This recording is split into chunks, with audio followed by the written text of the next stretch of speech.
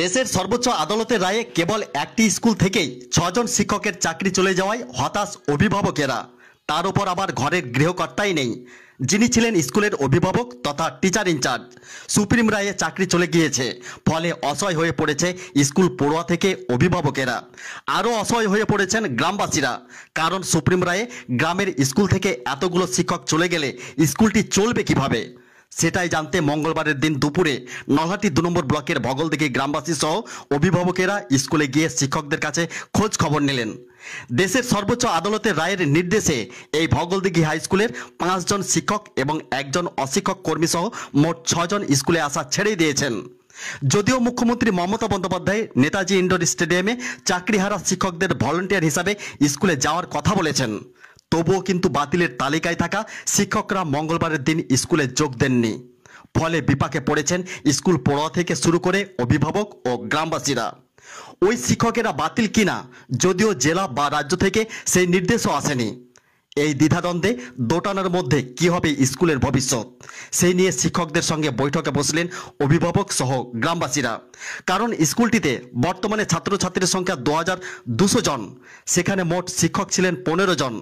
তার মধ্যে ৫ জন শিক্ষক এবং একজন অশিক্ষক কর্মীর চাকরি গিয়েছে। এখন এই ৬ জন বেরিয়ে যাওয়ার পর ২,০০০-এর অধিক ছেলে মেয়েদের পড়াচ্ছেন মাত্র ১০ জন শিক্ষক শিক্ষিকা, যেখানে পড়ুয়া সংখ্যানুপাতে শিক্ষক প্রয়োজন ছিল ৩৩ জন। এমন টানাপোড়েনে স্কুল চলবে কিভাবে, ছেলে মেয়েদের ভবিষ্যৎ কি হবে, সেই চিন্তায় কিন্তু ঘুম গিয়েছে স্কুল অভিভাবকদের। তবে এদিনের বৈঠকে সিদ্ধান্ত হয় দ্রুত টিচার ইনচার্জ তৈরি করা হবে বলে স্কুল পরিচালন কমিটির তরফে জানিয়েছেন। লহাপুর থেকে নিজস্ব প্রতিবেদকের রিপোর্ট, নলহাটি নিউজ এক্সপ্রেসের ক্যামেরায় শুনুন বিস্তারিত। আমাদের স্কুলের ছেলে মেয়ে ছাত্রছাত্রীর জন্য আমরা গার্জেন হিসাবে এসেছি। মানে আমাদের শিক্ষক তো এমনি কম ছিল, সেই কমের মধ্যে আবার কম হয়ে যাচ্ছে। বর্তমান মানে যেভাবে বাদ চলে গেছে, ৬ জন শিক্ষক বাদ চলে গেছে, এইভাবে কিভাবে স্কুল চলবে তার একটা পরামর্শ করার জন্য শিক্ষক মহাশয়দের কাছে এসেছি। আমরা চাইছি এখন সুস্থভাবে স্কুল চলার জন্য একজন টিআইসি নিয়োগ করে, টিআইসি নিয়োগ হবে। আপনার নাম? আমার রেজাউল হক।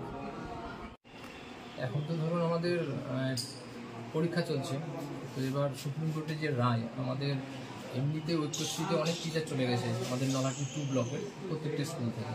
এমনিতে আমরা টিচারের সমস্যায় ভুগছিলাম, তারপরে ধরুন এই যে সুপ্রিম কোর্টের রায় হলো, আমাদের স্কুল থেকে 6 জন টিচার চলে গেলেন। আমরা সর্বসাকুল্যে আছি 10 জন। টোটাল স্টুডেন্ট আমাদের এখন ২,০০০, প্রায় ২২০০, এবং 11-12 উইথ সায়েন্স অ্যান্ড আর্টস।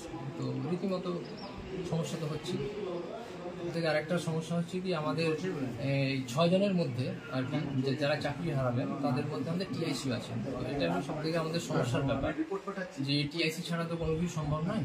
তো এই অ্যাসিস্ট্যান্ট টিচার হলে সামাল দেওয়া যেত কিছুটা, কিন্তু যেহেতু টিআইসি আমাদের নিয়ে আর কি ওই লিস্টে আছে, সেহেতু আমরা আজকে ওই গ্রামবাসীদেরও ডেকেছিলাম যে কী করলে খুব তাড়াতাড়ি সমস্যার সমাধান অন্তত আমরা আমাদের এন্ড থেকে করতে পারবো, সেই জন্য আর কি কয়েকজন গ্রামবাসী গার্জেনদের ডেকেছিলাম। তো এই নিয়ে কথা